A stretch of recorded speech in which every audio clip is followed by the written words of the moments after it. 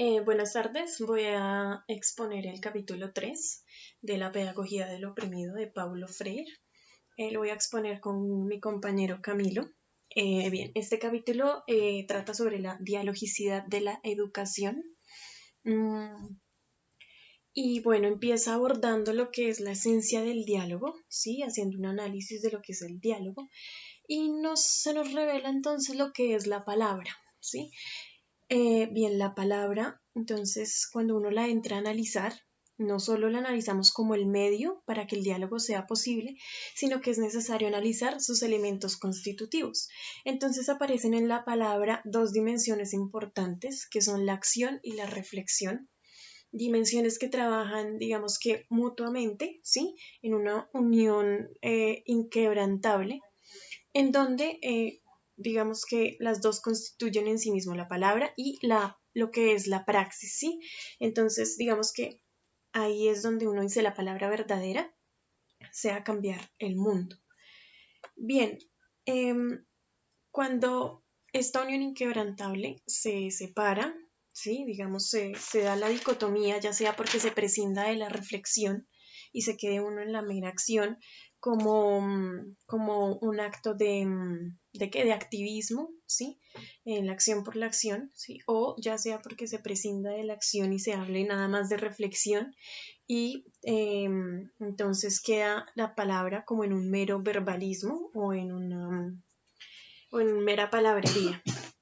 Cuando surge entonces esta dicotomía y se prescinde de pronto una de la otra, eh, surge lo que es la palabra inauténtica, ¿sí? Y esto hace que ocurra, digamos, formas inauténticas de existir, por lo tanto, formas inauténticas de pensar. Paulo Freire nos dice que existimos humanamente cuando pronunciamos, cuando somos capaces de pronunciar el mundo. No solo pronunciarlo, sino transformarlo por medio de la palabra. ¿Sí? Y a su vez este mundo vuelve con una realidad problematizada, es decir, con una realidad y llena de preguntas y ya no se nos da todo de manera masticada ni digerido, sino que el mundo vuelve cargado de preguntas y cargado de cosas por analizar críticamente. Ya nosotros no somos, los seres humanos ya no somos ni nos hacemos en el silencio, en permanecer callados y recibiendo todo tipo de información, sino que nos hacemos es de la palabra, ¿sí? Nacemos en la palabra, somos capaces de pronunciar el mundo, capaces de trabajar con esa acción, reflexión, y en fin, bueno. Bueno, este decir de la palabra, Paulo Freire nos dice que no es un privilegio de unos pocos, sino que es un derecho de todos los seres humanos. Un derecho que no se nos puede negar porque sería, digamos que, deshumanizante. Entonces, el diálogo es este encuentro de los hombres mediatizados por el mundo para pronunciarlo y todo este proceso se convierte en una relación del tú y yo. ¿Sí? Por lo tanto, el diálogo no es posible cuando se habla, cuando hay personas que sí quieren pronunciar el mundo y hay personas que no quieren, o cuando unas personas niegan el derecho de pronunciar el mundo ante otras. No cabe el diálogo en este sentido, ¿sí? El diálogo es una experiencia, es una exigencia existencial y no es un mero acto de yo querer depositar mis ideas en otro sujeto, ¿sí? Ni de que se genere una discusión en la que no aporte nada a lo que es la verdadera intención de transformar el mundo. Digamos que el diálogo no debe ser, no debe ser utilizado, no debe ser puesto en práctica para conquistar otra mente, sino para conquistar al mundo en su totalidad y generar que los seres humanos podamos ser libres. Bien, algo muy importante que dice en el texto es no hay diálogo, sino hay un profundo amor hacia el mundo y hacia los seres humanos. ¿Sí? El amor entonces es el fundamento del diálogo y es el diálogo en sí mismo. Entonces, bueno, en esta relación, en este amor, en este proceso de amar al mundo, no cabe la dominación, no cabe ni la dominación, ni el ser dominado. ¿Por qué? Porque esos son como patologías del amor, ¿sí? Como el dominante entonces es el sádico y el dominado son los masoquistas. Entonces esto no es propiamente amor. El amor es el compromiso de los hombres, compromiso, y ese compromiso es dialógico, ¿sí? Es decir, debe generar actos de libertad. Entonces, bueno, por esta razón los dominados, o ya como lo va a llamar Paulo Freire, los oprimidos, no deben acomodarse a esa violencia de la que están sujetos y de la que son víctimas, de no poder dialogar, ¿sí? De no poder visibilizarse, sino que estar subordinados. Entonces, Paulo Freire lo que dice es, se debe luchar, estas personas deben luchar para que esta violencia y esta situación desaparezca. Bien, otra cosa que dice, bueno, una cítica acá que dice, si no amo al mundo, ni a la vida, ni a los seres humanos, no es posible el diálogo. Entonces, la primera cuestión que nos dice Paulo Freire es amar, es el amor, amar al ser humano, amar al mundo. También nos dice que no hay diálogo si no hay humildad. Pronunciar al mundo, esta pronunciación del mundo no debe ser un acto arrogante, ¿sí? Es decir, yo no puedo ver la injusticia, ver la ignorancia en otros sujetos y no ver mi propia ignorancia, ¿sí? No puedo dialogar, no cabe el diálogo cuando yo creo que soy un prodigio y me coloco por encima de todos mis compañeros, ¿sí? Las personas con las que voy a dialogar. No hay cabida para el diálogo cuando uno es tan arrogante. Por otro lado, también no hay diálogo si no hay fe en los seres humanos, fe en su capacidad de creación, fe en su capacidad de recrear, ¿sí? De transformar. Bueno, entonces todo esto, lo que es el amor, la humildad, la confianza en el otro, toda esta relación se hace que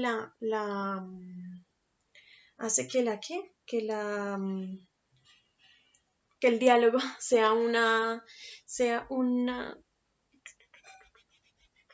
transforma en una relación horizontal en la que los dos polos, digamos que se deben tener una mutua confianza, ¿sí?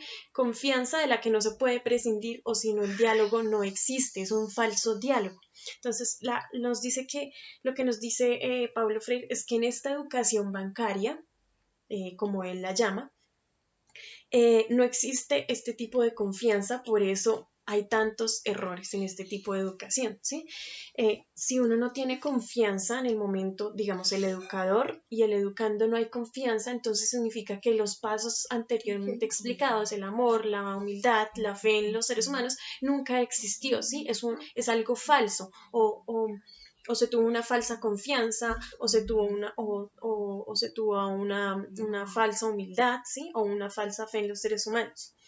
Dice aquí, no se puede hablar de democracia y callar al pueblo porque es una farsa, ¿sí? No se puede hablar de humanismo y negar a los seres humanos porque, bueno, viene a ser una mentira también.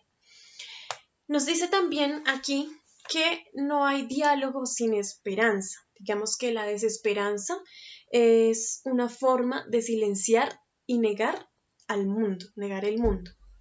Cuando nosotros nos damos cuenta de que el orden del mundo, de cómo funcionan las cosas es injusto, naturalmente nos llenamos de desesperanza, ¿sí? Y esa actitud hace del oprimido como tomar decisiones y actitudes totalmente erróneas, ¿sí?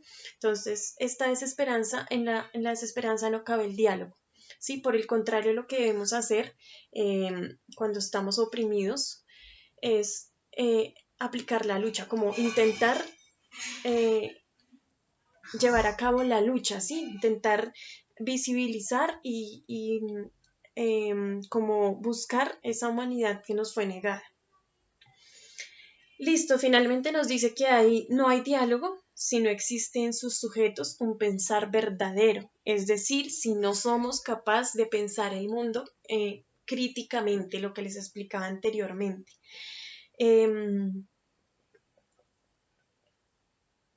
Entonces, ¿qué pasa? Que obviamente se nos viene acostumbrando a que la información y todo lo que nos enseñan se nos dé de manera muy fácil, masticado todo, y nos quitan esa posibilidad de pensarlo críticamente todo, ¿sí? De dudar, de llenarnos de preguntas.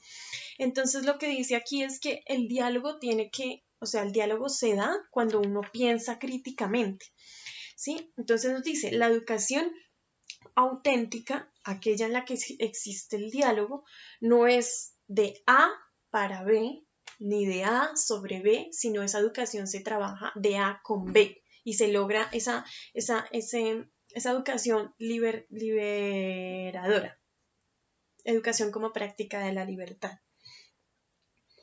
Bueno, entonces nos dice uno de los errores de la educación bancaria, como él la llama, es ese ideal del buen hombre, ¿no? Ese ideal del buen hombre que se olvida totalmente de la situación concreta de cada persona. Se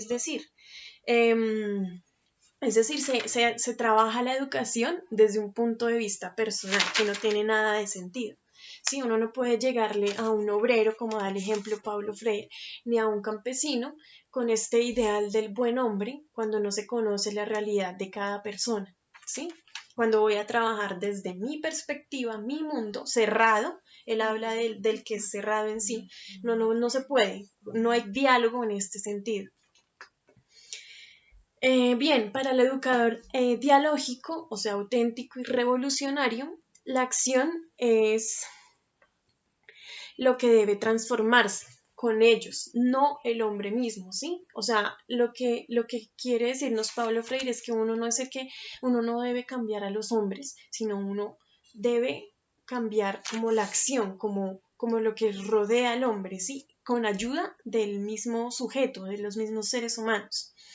Porque quien actúa sobre los seres humanos adoctrinándolos para que se adapten a esa realidad son los dominantes, ¿sí? Entonces, bueno, lo que dice es que el papel de nosotros no es hablar al pueblo de la visión personal del mundo, de nuestra visión del mundo, sino dialogar con el pueblo sobre su visión y mi visión, es decir, la nuestra. La acción educativa y política no debe evadir el conocimiento crítico, lo que ya venía diciendo anteriormente. Bien, una partecita importante, ya lo voy a nombrar. Bueno,